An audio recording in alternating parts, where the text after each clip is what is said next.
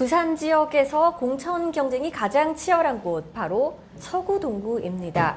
터줏대감인 같은 당의 안병길 의원이 자리하고 있는 가운데 9명의 예비 후보들이 공천 신청을 마쳤는데요. 그중 유일한 여성 후보죠. 전 부산 여성신문 대표 유순희 예비 후보와 오늘 이야기 나눠보도록 하겠습니다. 안녕하십니까? 안녕하십니까. 반갑습니다. 네, 오늘도 급히 들어오시는 거 보니까 활동하고 들어오신 거 봐요. 현장 활동하고 왔고요.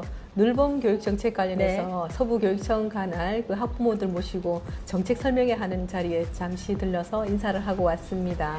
꽤 이제 오랜 시간 활동을 지금 하셨잖아요. SNS 보니까 정말 열심히 활동하시는 모습 잘 보고 있어요. 힘드진 않으세요? 저는 이 선거운동이 체질인 것 같아요. 그래서 오히려 지치지를 않고 그냥 가만히 있으면 병이 날 것 같고 저는 이제 만나서 지역민들을 만나고 소통하는 자체가 굉장히 에너지를 솟게 해야 된다고 하나요? 굉장히 즐겁게 일을 하고 있습니다. 어떤 방식으로 소통하세요? 유순희 후보만의 뭐 특징이 있을까요? 저는 일단 이제 밀착 소통, 일단 서로 발로 뛰고 만나고 이야기 나누고 이런 걸 위주로 하고요.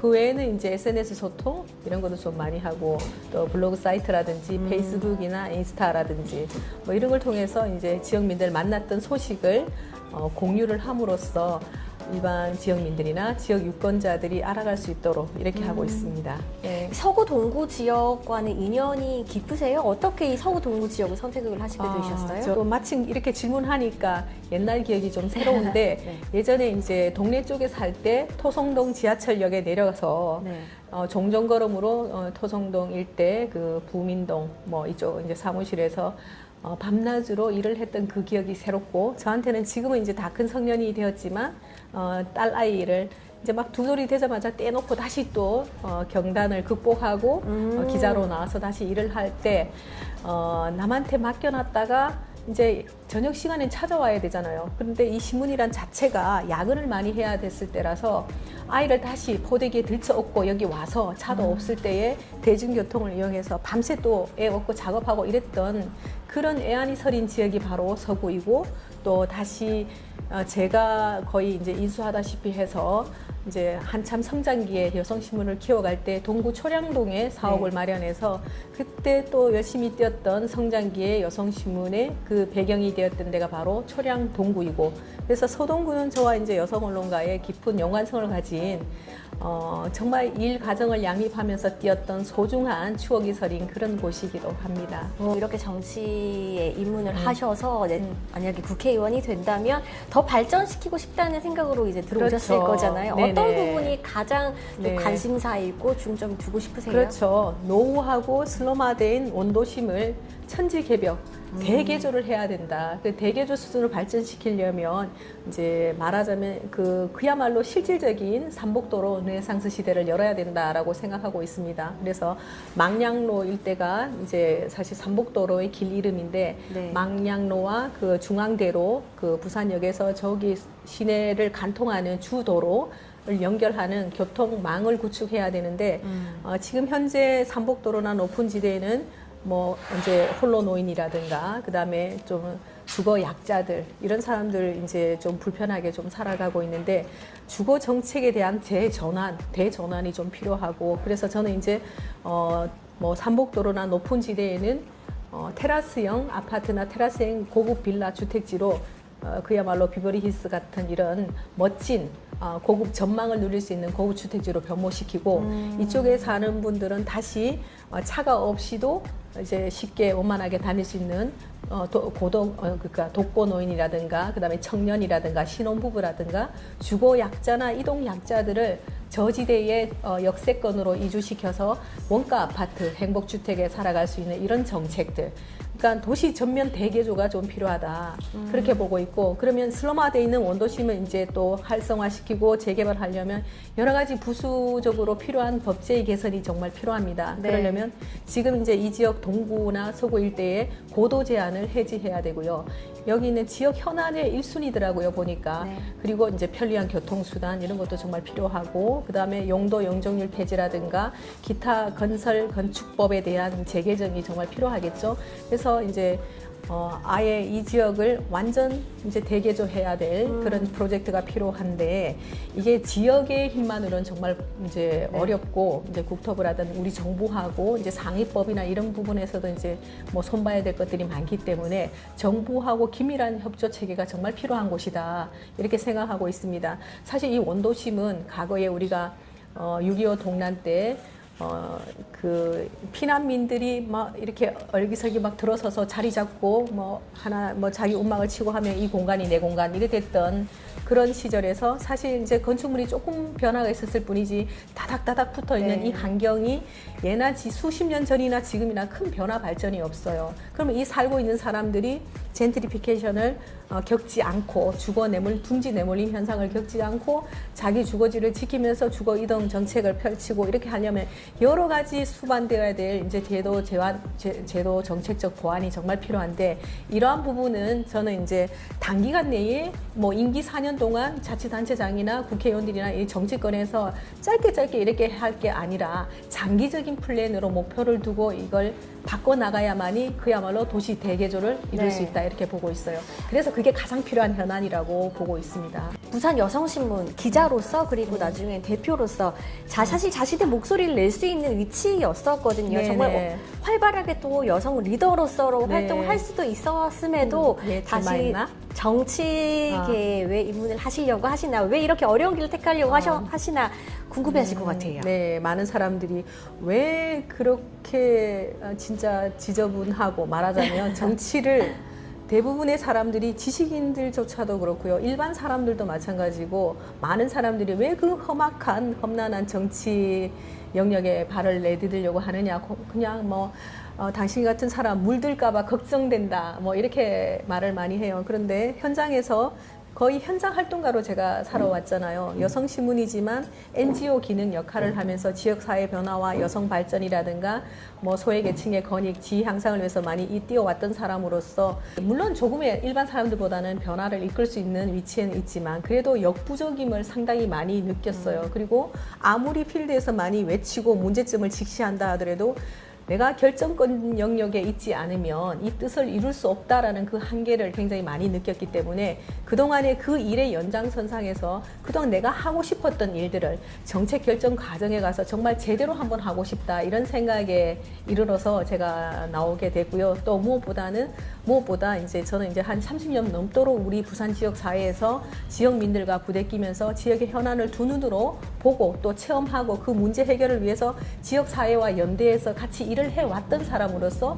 지역의 사정과 실정을 잘 아는 지역의 대표성을 가진 사람이 국회에 가서 정치권의 중앙 무대에 진입해서 지역 문제를 해결하는 자체가 바로 지역 균형 발전을 이끌 수 있는 부분이다 이렇게 보고 있기 때문에 당연히 또 우리 지역 사회 문제 해결을 위해서라도 일을 좀 중앙에 가서 해야 되겠다 이런 생각을 하게 됐어요. 네. 유승희 후보가 그리는 이 서구 동구 지역 이상적인 그림이 있을 거예요. 네. 그것을 펼치기 위해서는 어쨌든 당선이 일단 1차 목표인데 네, 1차 그 전에도 목표죠. 일단 과정이 너무 험난해요. 네. 여기는 일단 그래도 다행히 경선 네네네. 지역이죠. 그렇죠.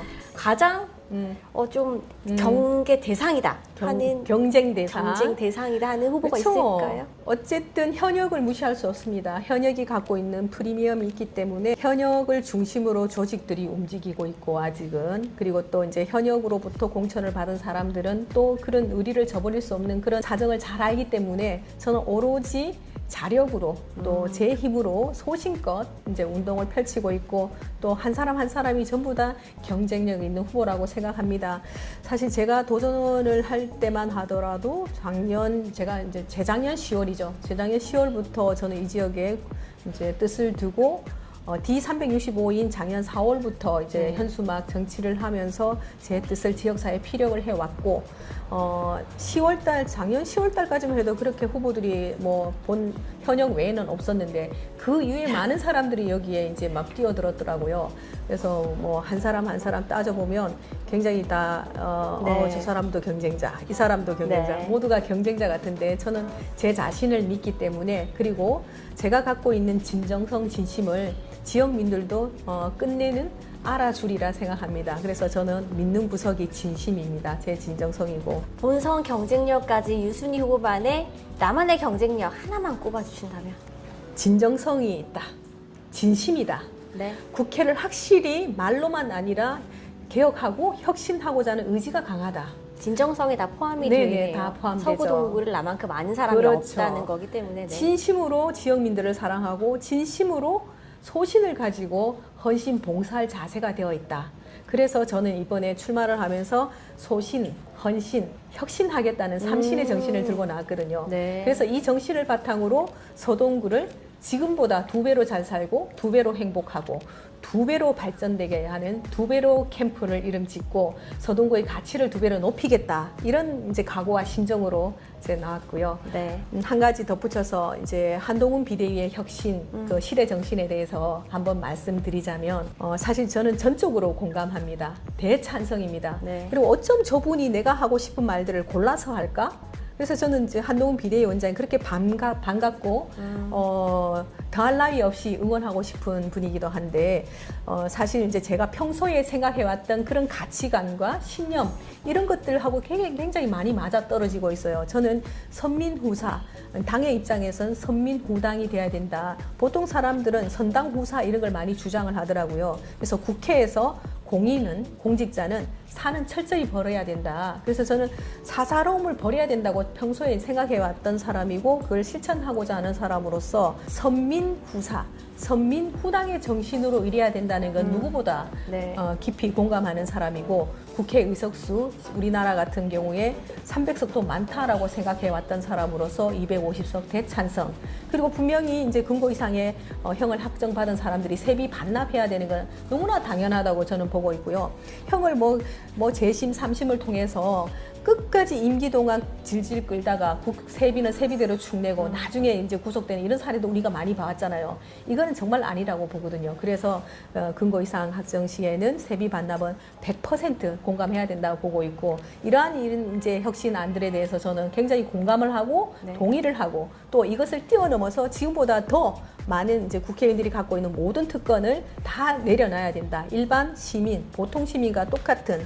그래서 옛날에 뭐 민주당에서 내세운 이게 슬로건이 있잖아요. 사람이 먼저다. 저는 국민이 먼저다. 무엇보다 무슨 가치 판단의 기준이 되는 것은 국회에서도 정치권에서도 정당에서도 가치 판단의 기준은 국민 우선주의. 그다음에 국가. 국민과 국가를 우선한 정치를 펴야 된다라고 생각하고 있고 모든 국회의원들이 좀 보면 자기들이 국민이 자기들한테 4년 동안 부여한 이 권한을 마치 권력인 양 배지를 누리고 사는 사람들이 굉장히 많은데 아직도 지금은 많이 좀 달라져 가고 있지만 그런 분위기를 저는 스스로 낮아져서 국민들께 헌신 봉사하는 자세를 갖췄으면 좋겠다 생각하고 제가 국회에 들어가면 그 모습을 모든 국민의 눈높이에서 국민들이 바라는 그런 정치를 하는 1호 국회의원이 되겠다는 그런 각오와 비전을 말씀드립니다. 네. 동구, 서구, 특히 이제 동구 부산역을 주변으로 외국의 이제 취재진들도 우리 부산을 방문하고 이렇게 하면 이제 서울의 미디어 센터나 이런 데처럼 종합 이런 이제 그 워크스페이스 공간 이런 것들이 정말 필요한데 저는 이제 일반 뭐 조중동이나 이런 이제 메이저급의 언론이나 방송사 외에 일반 이제 그 제2, 제3의 이런 미디어들도 함께 이 좋은 문화 공간에서 그다음 미디어 센터에서 장비를 이용하고 업무를 보고 이렇게 할 수 있는 종합 미디어 센터를 제가 이제 건립하고 싶은 게 제 꿈이기도 하고 뭐 공약 중에 하나 넣고 있기도 합니다. 그래서 그런 네. 공간에서 여기저기 옮겨 다니거나 따로 이제 건물을 구하지 않아도 다 입주해서 모든 언론, 모든 매체들이 함께 뜻만 있으면 이제 함께 참여하고 할 수 있는 그런 커뮤니티 공간을 만들어주고 싶습니다. 네. 이 서구 동구 지역에서 아직 유순희 후보를 마주치지 못한 이 시청하시고 계신 유권자분들께서 유순희 후보의 진정성을 고스란히 이제 가지고 가슴에 새겨 주셨으면 하는 바람을 네. 가지고 있겠습니다. 네. 자, 오늘 여러 매체 기자님들이 가져오셨는데요. 공통 인터뷰는 제가 여기서 마무리를 하고 오신 기자님들의 질문을 따로 받도록 하겠습니다. 국회에 가시게 되면은 네. 후보자님의 적성에 맞는 또는 능력을 발휘할 수 있는 분야가 어디가 될까요? 어쨌든 저는 이제 우리가 K-팝이나 한류 문화에서 봤듯이 문화체육관광이 이제 문화의 힘을 이제 많이 깊이 느끼고 있는 사람으로서 이제 하드웨어적 이제 건설이나 이런 건축이나 뭐 이런 것들은 도시 대개조를 통해서 당연히 해야 되는 거지만 저는 이제 1순위가 문화 컨텐츠예요. 지금 컨텐츠를 제대로 활용하거나 도입하지 못하면 아무리 멋진 공간을 지어놔도 망하게 되거든요. 저는 이제 부산 진 역사가 그 대표적인 사례라고 보는데 사실 부산 진 역사를 코레일을 설득해서라도 저 공간을 저런 식으로 재활용하거나 리모델링하게 해서는 사람의 발길이 그렇게 붐비게 할 수는 없어요. 그래서 저는 만약에 저라면 저 공간을 저런 식으로 활용하진 않았겠다. 그래서 컨텐츠의 힘을 아는 사람으로서 제가 갖고 있는 특유의 기획력, 그 다음에 이제 추진력, 이런 것들을 문화체육관광위에서 한번 상임위 활동을 통해서 이 지역 발전에 녹여내고 싶고, 또 앞으로 건립될, 건설될, 조성될 우리 엑스포 부지라든가 북항의 1, 2단계 모든 이 부지에 어떤 컨텐츠를 심어서 우리 도시의 경쟁력을 높이고 글로벌 관광문화 도시로 발돋움할 수 있을까? 이 목표를 이제 추진하기 위해서는 그 상임위가 저실이 필요하고 그 다음이 국토부 쪽에서 제가 좀 상임위 활동을 하고 싶고 제가 1, 2, 3순위를 나름 정해놓고 있습니다. 한동훈 발언 체감하고 계십니까? 정말 체감하고 있죠. 성공해야 된다. 우리 한동훈 비대위원장 정말 멋지다. 한동훈 이름만 나와도 이 사람들은 완전히 열광을 합니다. 그래서 제가 이제 유순위 TV에 엊그저께 제가 유순위 칼럼에서 한동훈 신드롬에 대해서 이제 언급한 게 있어요. 우리 대한민국 왜 한동훈에 열광하는가? 이 내용에 지금 이제 그 한동훈에 대한 아이콘을 분석해 놓은 거 내용이 있으니까 한번 봐주시면 좋겠다는 생각 듭니다. 네, 이 부산 서구 동구 지역 국민의힘에서 9명의 예비 후보들이 경쟁을 하고 있을 만큼 정말 열기가 뜨겁습니다. 앞으로 이렇게 뜨거운 열기만큼 저희도 더욱더 관심 있게 지켜보도록 하겠습니다. 오늘 이 9명의 예비 후보 중 유일한 여성 후보 유순위 예비 후보와 함께했습니다. 감사합니다. 감사합니다. 네.